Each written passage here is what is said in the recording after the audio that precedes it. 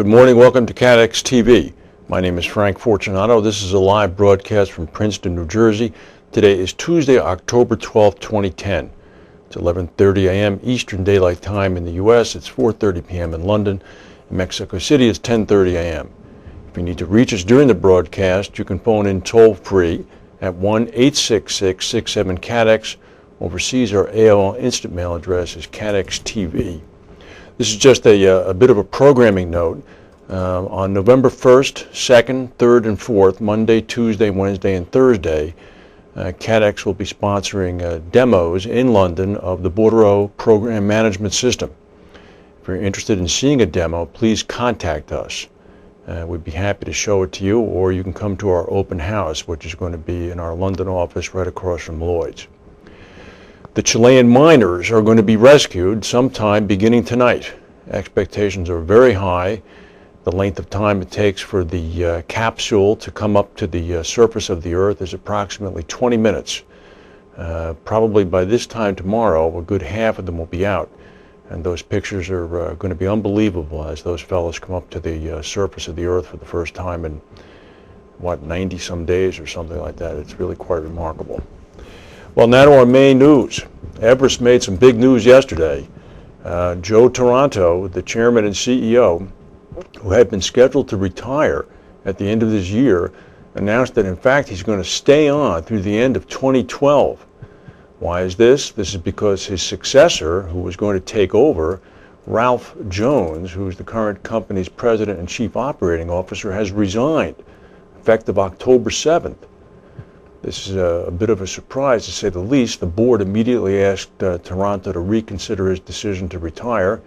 And Mr. Taranto, in his well-known ebullient fashion, said that he's happy to do so. Everest is poised for success, and he's looking forward to the leadership challenge. He also said, "I want to thank Ralph Jones for his contributions to Everest and wish him the very best." So nobody quite knows what happened there, but Everest is remaining in Mr. Taranto's hands at least until the end of the year after next. Well, there's a hurricane. It's floating around here, as you see, down by the Yucatan Peninsula. It's in between Cuba and the Yucatan now. It's impinging upon Honduras, and Honduran officials are urging coastal residents to evacuate. Mexico is preparing for the strike of Hurricane Paula. Paula formed yesterday, intensified into a hurricane. It's got winds now about 75 miles per hour, and it's about 190 miles southeast of Cozumel in Mexico. It's moving northwest at about 10 miles per hour. It's going to bring it right onto the Yucatan sometime later tonight. It's expected to dump from 3 to 6 inches of rain on Honduras and the eastern parts of the Yucatan, as well as nicking parts of western and central Cuba. In the Ukraine, there was a terrible tragedy earlier today. A train crashed into a crowded bus near the town of Marganets. You can see the map here. 40 people were killed. The Interior Ministry said that the bus was attempting to cross the track, ignoring a siren that indicated an oncoming train. Rescuers, medics, and investigators are working at the scene. All of the casualties were on the bus. The Ukrainian president declared a national day of mourning and also ordered that the government will pay each family of the dead victims $12,600. Well, France is beset by strikes. This time it's not just civil workers. It's a nationwide strike by French refinery, power, and gas workers. It's cut back dramatically the amount of crude oil being processed, and it's also affected power output. And it's also raised the specter of gasoline shortages for cars beginning this weekend. Workers at 10 of the country's 12 refineries voted to strike. Deliveries to and from the plants are blocked. Total SA began halting work at 2 of its refineries. The other big energy groups, Ineos Group, LyondellBasell, ExxonMobil, and Petroplus, have all been affected as well. Electricité France's nuclear output dropped by about 5,000 megawatts today. This is all because of the CGT union, which is on strike. 18% of the workers in France are on strike right now, not just that union. They're demonstrating to oppose a plan to increase the retirement age to 62 from 60.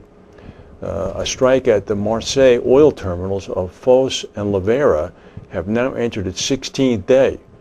The halt of these refining operations will mean fuel shortages for motorists next week. And boy, is that going to be something. Well, a Greek tanker collided with a container ship about 18 miles off the coast of Holland today. Look at this hole. This is the Greek tanker, the Mindoro, was struck by a container ship. It began to leak jet fuel into the North Sea. The leak was quickly contained when the crew pumped the remaining fuel into an undamaged part of the ship. The Dutch Coast Guard said they have a small slick in the water, but it's evaporating very quickly and it appears to be under control. The container ship that was involved in the collision was the Cypriot-flagged York Ranger. It was returned to port but was not seriously damaged. And the Lisco Gloria, which burned to a crisp over the weekend, has now been towed into a port. It's anchored off the coast of the Danish island of Langland. The smoldering wreck is now being examined by salvage experts. The Dutch salvage firm Smit is examining the vessel for the pumping out of water used to extinguish the fire. After that, a decision is going to be made as to what value could be attached to the hull. No decision has yet been made as to where the ship will be towed into the forensic investigation about the fire. People are now saying, the officials are saying, that an explosion on a truck, which was on the vehicle deck of the ferry, was the possible cause of the blaze. Stock market in New York is down about 22 points right now. We'll go to a word from our sponsors and come back with the rest of the news.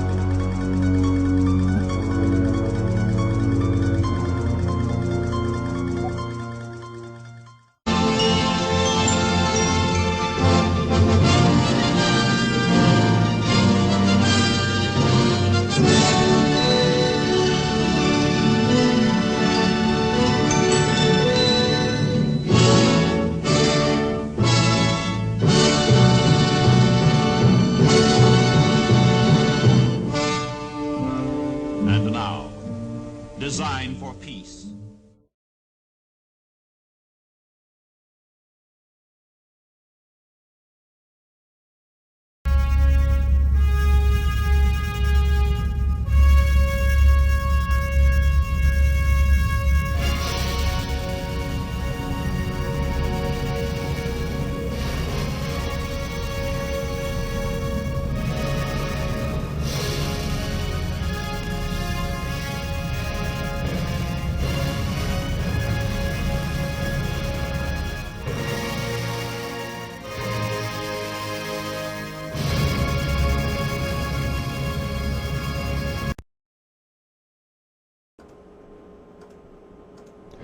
Emergency service workers in Burskov, England are dealing with a chemical explosion at a factory owned by the PHS Waste Management Company.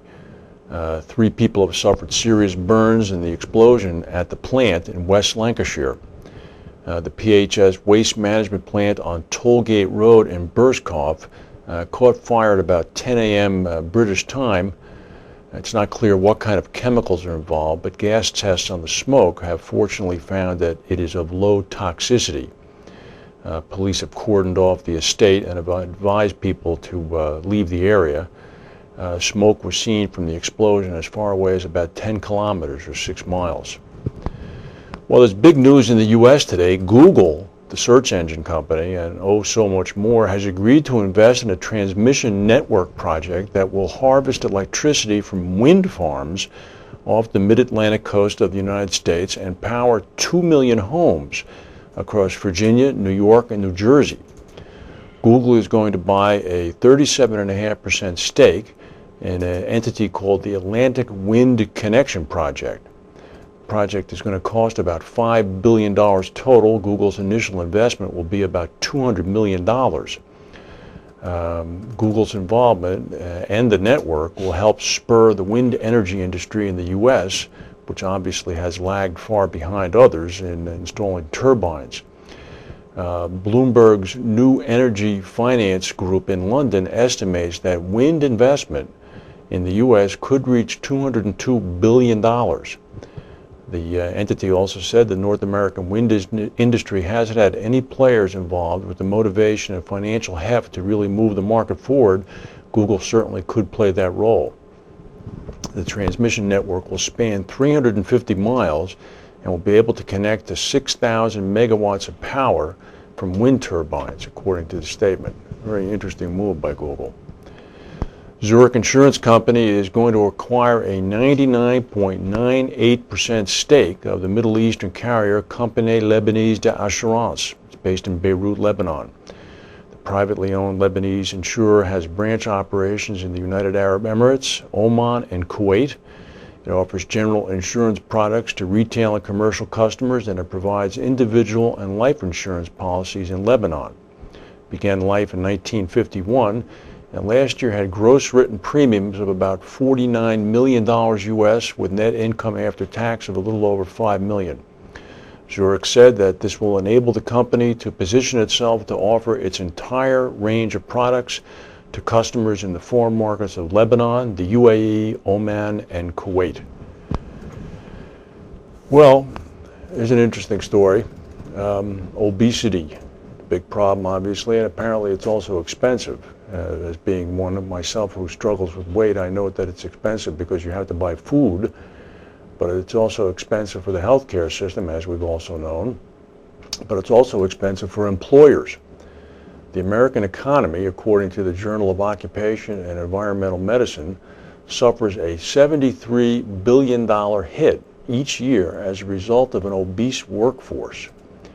Duke University researchers followed normal weight, overweight, and obese full-time workers, measuring the financial consequences of medical expenditures, lost productivity on the job because of health problems, which they've dubbed presenteeism, and absenteeism.